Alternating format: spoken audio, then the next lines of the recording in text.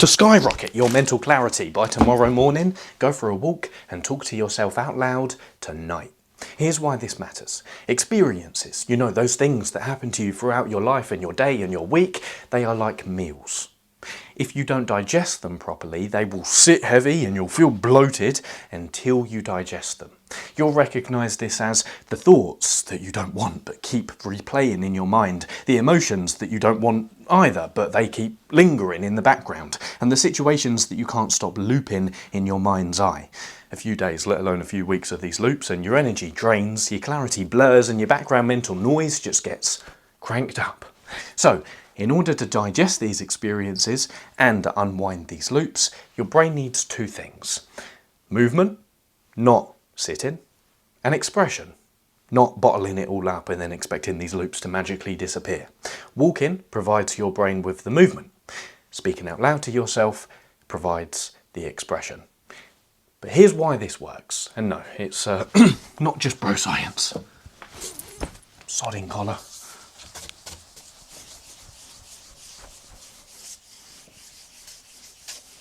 In the late 1980s, the American psychologist Dr. Francine Shapiro was walking through her local park when she accidentally discovered something very strange.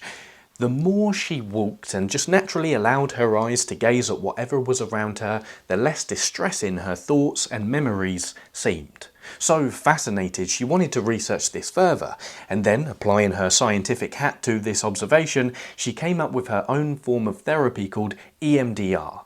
Eye movement desensitization reprocessing, which, to put it bluntly, took the psychological world by storm. Because what Shapiro showed is that EMDR isn't just a fancy new theoretical psychological model, no, it's based on science, and the science is when you are moving your eyes horizontally, when recalling a distressing thought or memory, you reduce the activity in your brain's fear circuits, which frees up space for your brain and nervous system to do their natural healing work, which is to process heavy psychological material, you know, like all of your experiences, and to digest them. But the real upside for you here is you don't need to see an EMDR therapist who's going to sit in front of you and move their finger from left to right so you can benefit from this digestion. No.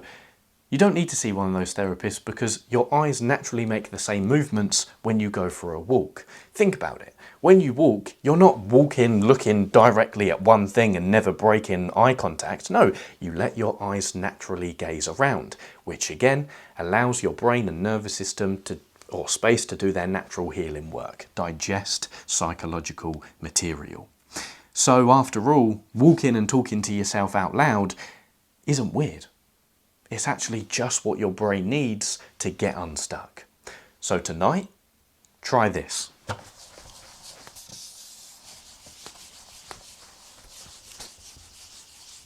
Go for a walk around the block and leave your phone at home. And as you start walking, start talking to yourself out loud. But let it feel awkward at first, because it's going to.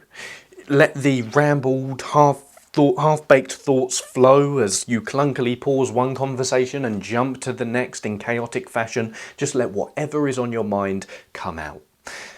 And if you're worried about other people seeing you as weird for talking to yourself out loud, which I was worried 3 years ago when I started this habit, I was a bit worried about that. You don't have to speak so loud that they hear you. Just speak at a volume which is comfortable for you and do what I do. If they walk past, just pause your thoughts, stop talking, say, all right, and then as they walk out of view, restart your conversation. Now, before we wrap up this segment and this video, there's two key questions that we need to answer to really give you a solid understanding as to how to practice this new habit. First question is, well, what should you speak about? It's besides the point for me to put a list of topics for you to talk about on the board because this is your practice and this is your form of self-therapy. So the main advice I can give you here is speak about whatever is on your mind. And I know that's vague, but you know what is on your mind the best. You know what you need to talk about the best and what is weighing heavy on your mind and your soul right now. Speak about whatever is on your mind. But the key practical pointer I can give you for how to speak is You want to speak as if you are talking to a really good friend who is offering you open ears and really good listening skills. Now, the final question is, brilliant, Lewis. Well, how can I tell that it's working? Success here isn't productivity, meaning you don't need to focus on the metrics of you done your 10,000 steps or you was walking for a certain length of time. No, success for us here is a state change, meaning you will feel different. That's how you'll know it's working. It will feel as if when you started walking and you took that first step out of your house or wherever, it was as if you was wearing a really heavy backpack with loads of things in it. But with each step you took and with each word out loud that you uttered, it's as if things are gradually falling out of that backpack, meaning you feel lighter. You will feel different. That's how you can tell it's working. Now, if you're interested about my protocol and how I practice this, just quickly, yes, I've been practicing this for the last 3 years of my life, and to say that it has flourished my mental health would be a complete understatement. Totally. I go for a walk and talk to myself out loud first thing in the morning as soon as I wake up to get some sunlight in my eyes, sometimes throughout the day if things are weighing heavy and I need to digest a certain experience, and always around 9 p.m. just before I go to bed for around 30 minutes, but the time doesn't matter, just to digest the day and make sure I'm clear for when I go to bed. But enough about me anyway. This is the main point of the whole video, so if so far everything has resonated and you think, okay, brilliant, I now feel prepared to go out into the world and practice this new habit, feel free to click off the video now. But if you would like to go one step further, what we're going to finalise this video with now is the main 2 mistakes people make when starting this new habit, so that you not only understand those mistakes, but you can prevent yourself from making them and actually get the utmost benefits from practicing this new habit. Then I'll give you one more different angle as to something you might like to talk about on your walks, and then we'll finalise with what you can research in your own time if this topic is interesting and you would like to go deeper. Let's go. The 2 biggest mistakes people make while walking and talking to themselves out loud is they either don't talk to themselves at all and just stay in silence the whole time, or they try and speak rationally the whole time. Now, even though these 2 things are clearly better than not walking at all, here's why neither of them lead to a mental clarity refresh by the time you come back from your walk. There are 2 key areas of your brain that control your behaviour. This is from the chimp paradox, so if you've read that book, this will sound familiar. One is called the chimp, the other is called the human. The chimp is irrational and emotional. The human is logical and rational. But here's the key takeaway. Your chimp is 5 times stronger than your human. So you cannot control it, you can only manage it. And you'll know the chimp is hijacking your behaviour once you ask yourself this question.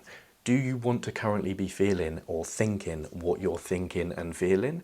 If the answer is no, then the chimp is crashing out and hijacking your behaviour. That will show up in your life as intense feelings of anger, jealousy, or just ruminating on things that just are that you don't want to be ruminating about, just to give a few examples. But here's the part that most people miss. Your chimp, when it's crashing out, doesn't calm down through logic all of the time. When it's having a crash out, the human can't just step in and say, look, dude, let's chill. Most of what you're worried about isn't actually real. The chimp doesn't calm down that way. It calms down by expressing itself first. That's why going on a walk and just staying in silence the whole time or trying to speak rationally the whole time doesn't actually give your chimp what it needs to calm down. And the worst part, when your chimp doesn't get to express itself, as irrational and emotional as those expressions might seem, it gets louder. That's why thinking in silence can sometimes spiral you into feeling worse, or distracting yourself on a walk by listening to music or a podcast can actually prevent you from expressing what needs to be expressed and digesting what needs to be digested. Walking and talking out loud to yourself, however, and letting your chimp express itself for 5 to 10 minutes, as irrational and emotional as those ramblings seem, works. Because it's like taking a chimpanzee, an animal that is 5 times stronger than you, to a caged chimp enclosure and letting it burn off steam until it calms down, without interruptions and without judgment. And then 5 to 10 minutes or however long it takes later for the chimp to calm down, it will settle. And once it's settled, it will cooperate with you more. And then your human can step in and say something along the lines of, okay, based on what the chimp has just said, like, I'm not judging it, I didn't interrupt it, what's worth paying attention to and what is noise? You know, what should we ignore? So the bottom line here is, thinking in silence is like trying to hold the cage doors of a strong chimpanzee enclosure shut with your hands while it crashes out and rattles inside. So losing battle. Walking in silence helps a little bit. Calm your chimp down. Walking and talking to yourself out loud actually finishes the job. Now, before we move on here, one quick final mistake that people make based on this new information that you have. It's possible to over-exercise your chimp. You know how sometimes in a conversation you can be venting to someone, but your vents don't actually make you feel any better. Yeah, because you've probably gone past the point when your chimp has calmed down. It's the same when you go on a walk and talk to yourself out loud. So the key takeaway there is, when you're on a walk and you're talking to yourself out loud and you've begun speaking awkwardly and the first 5 to 10 minutes are emotional, irrational rambles from your chimp, you will gradually start to feel lighter. And once you notice that that part of you has calmed down and it doesn't actually have anything else to say, and the logical part of your brain is now starting to get a little bit louder and speak along the lines of, okay, cool.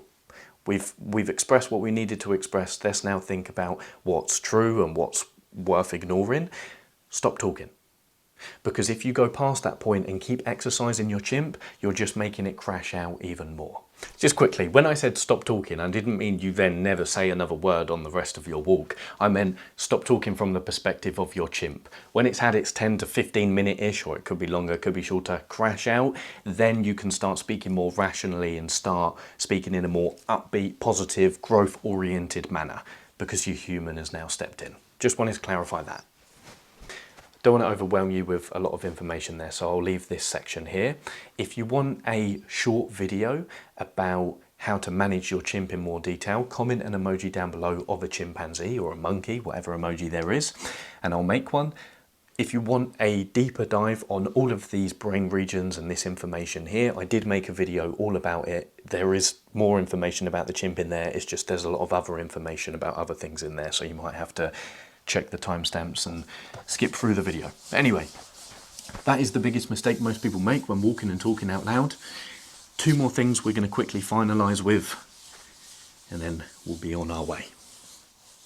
If you would like to use your walks as a vessel for productive thinking, then try something the author Cal Newport suggested in his book Deep Work, productive meditation. This is simply where before you go on a walk, you decide what you're going to think about. Maybe you're a student and you have a particular thesis question you want to uncover, or you're writing an article, or you're a YouTuber and you want to come up with new ideas or organise your thoughts around a particular topic. No matter what it is, think about what you want to think about what you want to talk about before you go on a walk, and then talk and think about that specific question, topic, or idea.